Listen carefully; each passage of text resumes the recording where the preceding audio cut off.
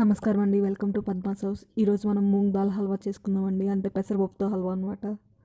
దానికోసం ముందుగా ఒక కప్పు పెసరపప్పుని కడిగి 2 అవర్స్ పాటు నానబెట్టుకున్నాను అండి. నానబెట్టి వాటర్ అనేది తీసేసాను అనమాట. ఇప్పుడు దీన్ని మనం మిక్సీలో పేస్ట్ చేసుకోవాలి మెత్తగా. మిక్సీ జార్ తీసుకుని మనం పేస్ట్ చేసుకుందామండి. మిక్సీ జార్లోకి వాటర్ అనేవి ఏమీ యాడ్ చేయకుండా మనం దీన్ని పేస్ట్ చేసుకోవాలి. దీన్ని 2 బ్యాచెస్ కింద తీసుకుని పేస్ట్ చేస్తున్నాను అనమాట. వాటర్ అనేది అస్సలు వేయకూడదండి. మెత్తగా ఉండాలి పేస్ట్లా, ఎక్కడ బరక అనేది ఉండకూడదు. మెత్తగా పేస్ట్ చేసుకోవాలి. ఇప్పుడు దీన్ని పేస్ట్ చేసుకుందామండి. చూసారు కదా, ఈ విధంగా మెత్తగా పేస్ట్ చేసుకోవాలి. ఎక్కడ పలుకంటూ ఉండకూడదు. బాగా స్మూత్ పేస్ట్ చేసుకోవాలన్నమాట. ఇప్పుడు దీన్ని పక్కన పెట్టుకుని స్టవ్ మీద కడాయి పెట్టుకుందామండి. కడాయి పెట్టుకుని దాంట్లో ఒక 1/2 కప్ నెయ్యి అనేది యాడ్ చేసుకుందాము. ఏ కప్పుతో అయితే మనం పెసరపప్పు తీసుకున్నామో సేమ్ అదే కప్పుతోటి మనం అన్నీ మెజర్ చేసుకోవాలి. నెయ్యి మెల్ట్ అయిన తర్వాత మనం దీంట్లోకి పెసరపప్పు పేస్ట్ని యాడ్ చేసుకుందామండి. ఇలా పేస్ట్ యాడ్ చేసుకుని వెంటనే మనం కలుపుకోవాలండి. నెయ్యి అనేది వేడవక ముందే మనం మిక్స్ చేసుకోవాలన్నమాట. వెంటనే కలుపుకోకపోతే మనకి అడుగున గట్టిగా అయిపోతుంది అనమాట. అప్పుడు ఉండల్లాగా కట్టేస్తుందండి. అందుకని మనం వెంటనే మిక్స్ చేసుకోవాలి. బాగా కదుపుకుంటూ దీన్ని కుక్ చేసుకోవాలండి. అసలు ఆపకుండా మనం కదుపుతూనే ఉండాలి నాన్ స్టాప్గా. అప్పుడే మనకి ఉండలు లేకుండా బాగా ఫ్రై అవుతుంది.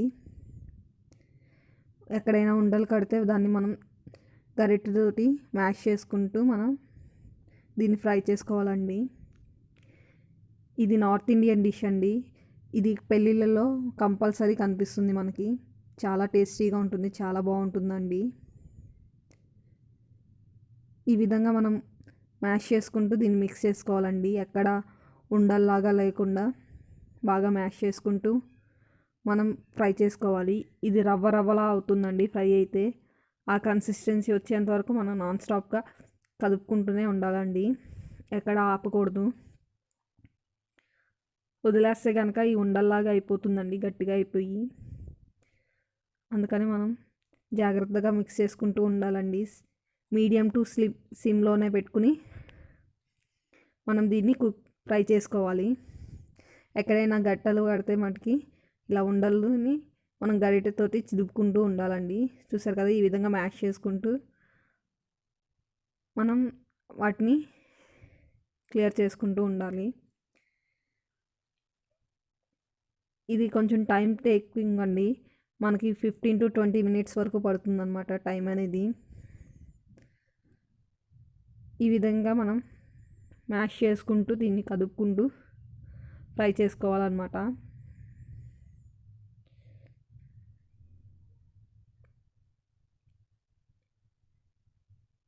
ఈ విధంగా మ్యాష్ చేసుకోవాలండి. ఇంకా ఇది గడ్డలు గడ్డలుగానే ఉంది కదా, వాటన్నిటిని మ్యాష్ చేసుకుంటూ మనం ఫ్రై చేసుకోవాలండి.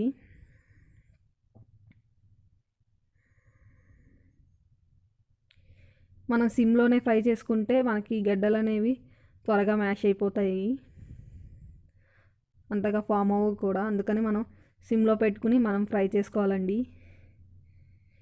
ఈ విధంగా ఉండల్లా ఉన్న వాటిని మనం చిదుపుకుంటూ స్మాష్ చేసుకుంటూ, చూసారు కదా, ఇలా రవ్వ రవ్వలాగా అవ్వాలి. ఇంకా బాగా రవ్వలాగా కనిపించాలన్నమాట. అంతవరకు మనం ఈ విధంగా మ్యాష్ చేసుకుంటూ ఫ్రై చేసుకోవాలండి. చూసారు కదండి, ఈ విధంగా మనకి రవ్వ రవ్వలాగా అవుతుందన్నమాట. ఇప్పుడు ఈ రవ్వలా అయిన దాన్ని ఇంకా కొంచెంసేపు ఫ్రై చేసుకోవాలి. మంచి కలరు అలాగే పచ్చివాసన పోయేంతవరకు మనం ఫ్రై చేసుకోవాలండి.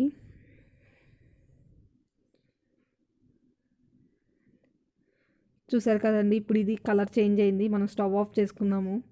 స్టవ్ ఆఫ్ చేసుకుని మరొక గిన్నెలో 1.5 కప్ షుగర్ తీసుకున్నాము. అలాగే 3 కప్స్ వాటర్ తీసుకున్నాము. షుగర్కి డబల్ వాటర్ తీసుకోవాలి.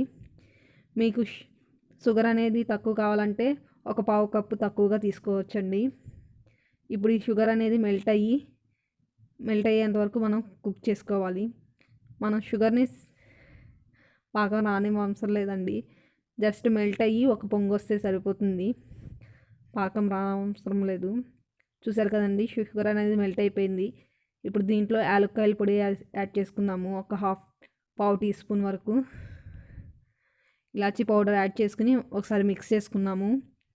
మిక్స్ చేసుకుని దీన్ని ఒక బాయిల్ రానిద్దామండి. చూసారు కదండి, ఇది బాయిల్ అనేది వస్తుంది. ఇప్పుడు ఒకసారి మిక్స్ చేసుకుని మనం స్టవ్ ఆఫ్ చేసేసుకుంటామేనండి. ఇప్పుడు స్టవ్ ఆఫ్ చేసుకుని దీన్ని పక్కన పెట్టుకుందామండి. ఇప్పుడు మళ్ళీ కడాయి పెట్టుకుని దీన్ని ఇంకొంచెం సేపు ఫ్రై చేద్దాము, ఒక 5 మినిట్స్ పాటు.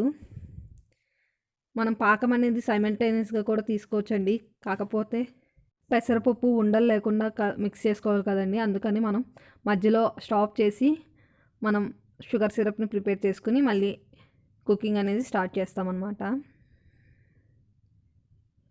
ఇప్పుడు పాకం దీంట్లో యాడ్ చేసేసుకుని దగ్గర పడేంత వరకు కుక్ చేసుకోవాలండి.